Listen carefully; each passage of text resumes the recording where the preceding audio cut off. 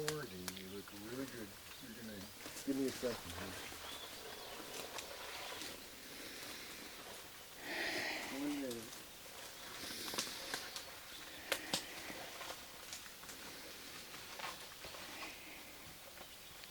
Greetings, dear precious spirit soul, divine being that you are. And I want you to remember that. You are never born, never die, you can never be destroyed, you can never be burned to death. We don't need to breathe, we don't need to eat, but see, that's at the level of who we are. And then while we're in these bodies, let's call them the temples of the living God. And that as we are, and this is our temple of where we are right now with the divine, we're part of, always. My topic.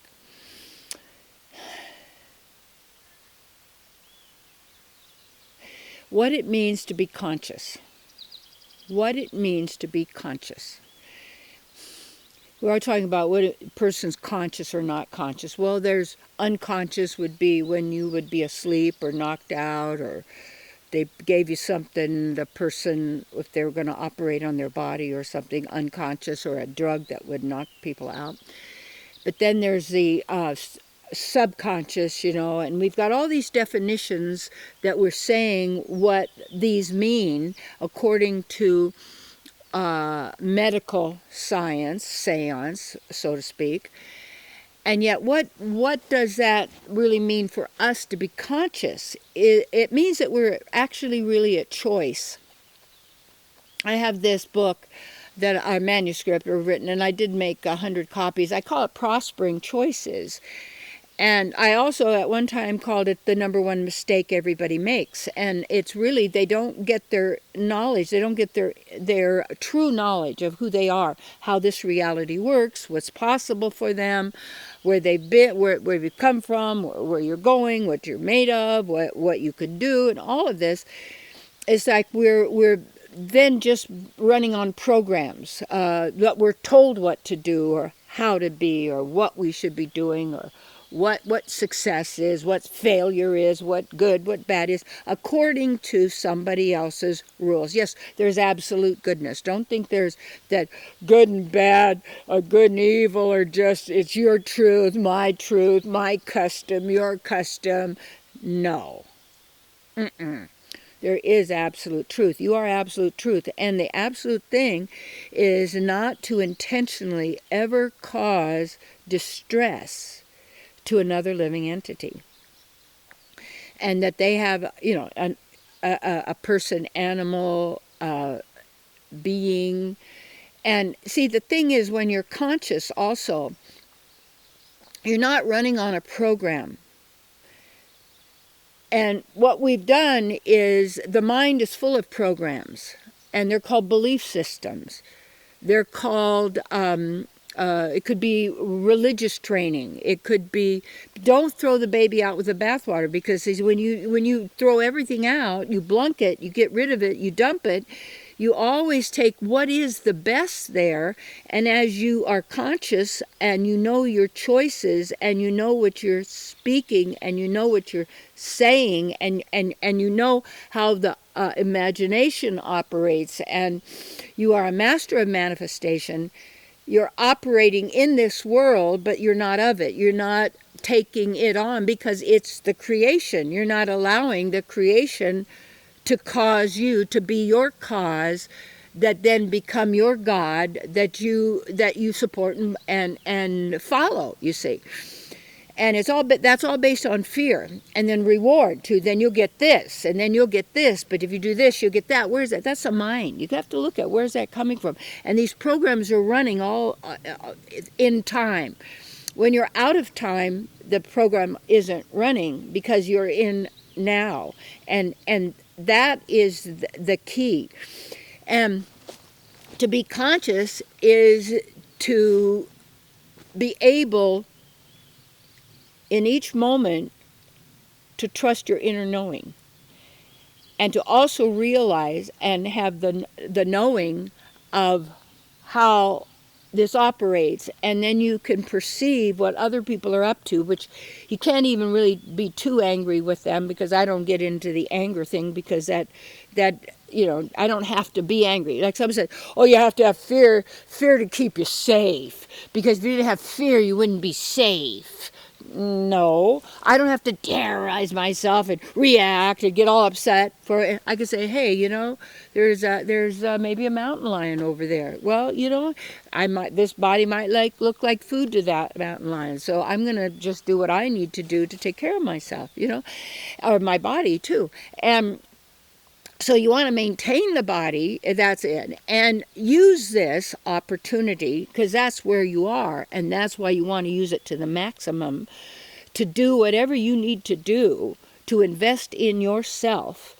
Because it's not somebody's going to have a little magic wand, everybody's going to go, oh, we know who we are, and that's so great. Each person has to do their own work, because that's how it operates. You can't, you can't get it. In a sense, you get it from others, in the sense of being around someone who is conscious. It's much more pleasing than someone who's unconscious, because when someone is unconscious, they have no clue as to what's going on, or how they're participating in it, or how they're creating it, or what they can do to do that. And now it's like you'll see like movies coming up. Movies are always telling you what the predictive programming is. Now they'll do reincarnation a lot, and you get a lot of books. So at least you get into reincarnation, but also reincarnation is part of the unconscious setup. It's a program. You see, it's a program. So it's okay, good, because you go, wait a minute, I do all this.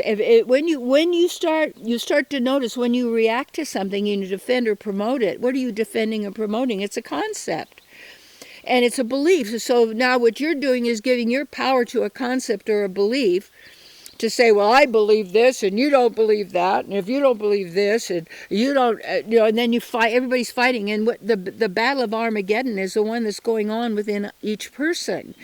And the battle is meant to destroy you, to distract you, to take your power away and give it to the mind. And as I said before, John 1:1, in the beginning was the Word was with God, and the Word was God, showing you how the Word then took over people. That's why laws are words with letters, and then you've got math, you see. And everything, and nature does not have words, and nature does not have math, you see. Doesn't mean nature doesn't have sounds.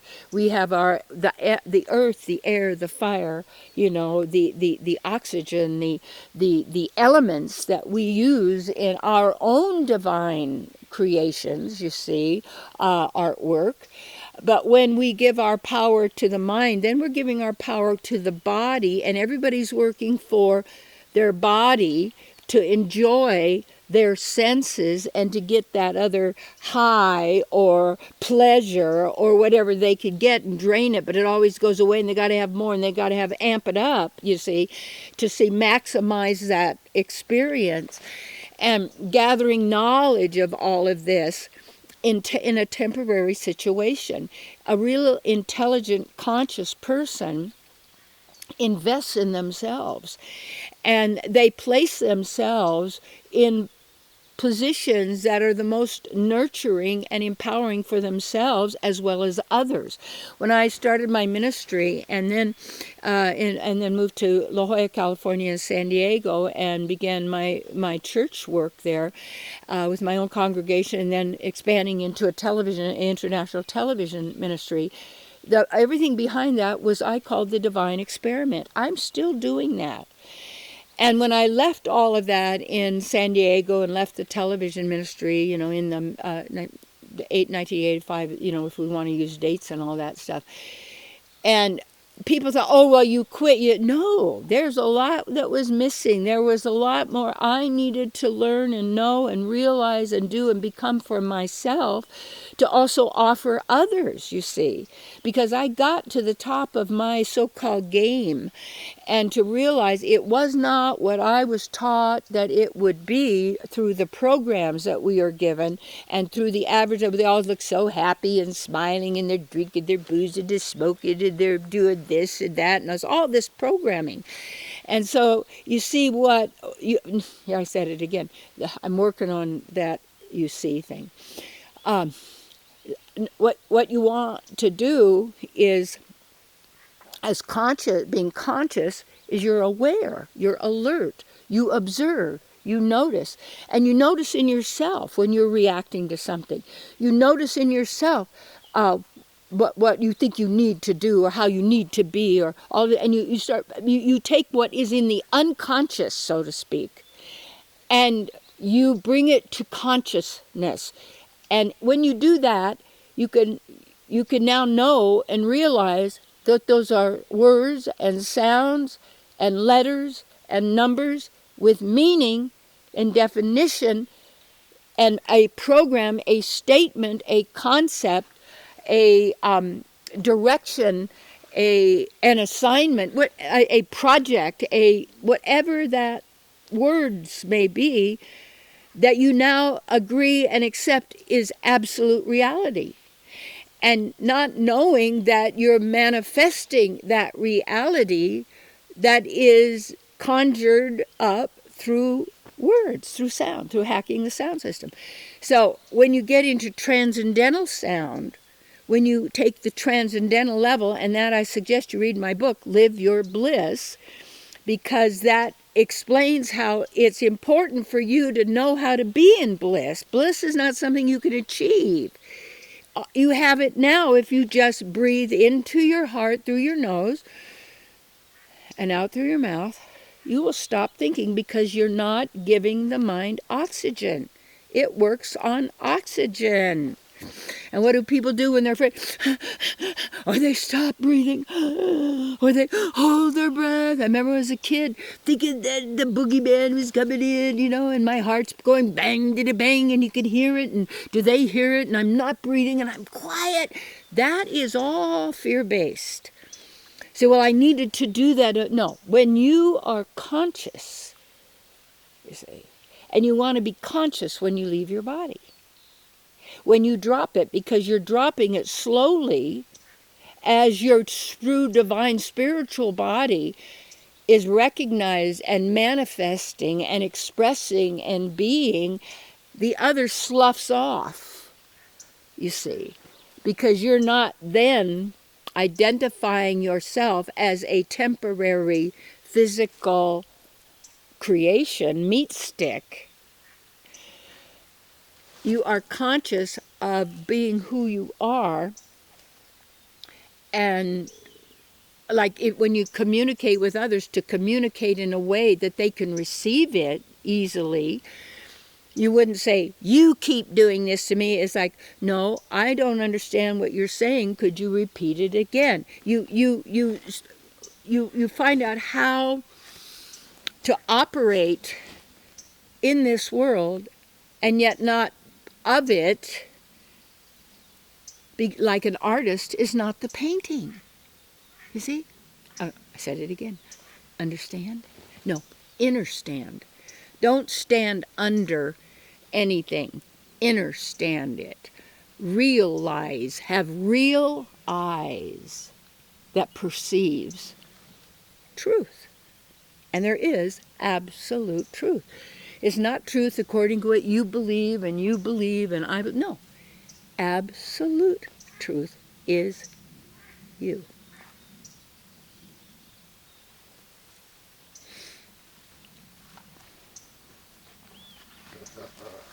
Ooh, here's a little wild rose that doesn't have one on it.